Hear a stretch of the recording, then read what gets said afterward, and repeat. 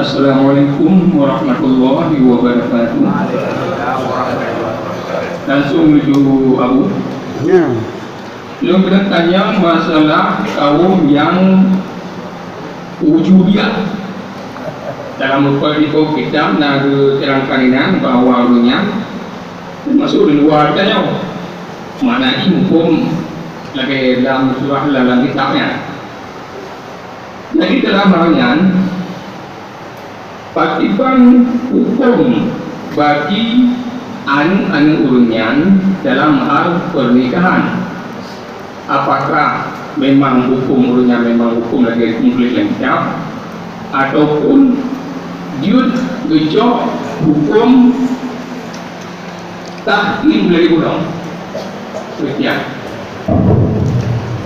Yang wujudiahnya atau pegang?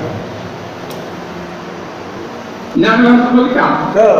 Goknya wujudiah atau pegang? Nak kata bayar? Semuanya nak? Nak puasa? Puasa nak? Yang dia tahu kau maju bila dia tanya kau wujudiah. Bagian kau hanya mutlak bagusnya. Ya, hana dente ile. Takkan pakai bahan bagusnya.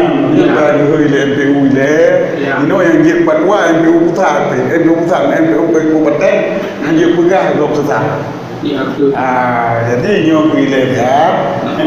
Jadi nyo kan lahir macam ni kan logik lah. Kecuali kagak betul. Cuma nyo kagak putuskan.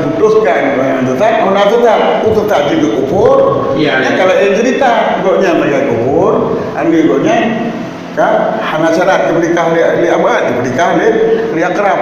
Yang baik dah hukum kita nyo. Ya mana? Iya. Terima kasih.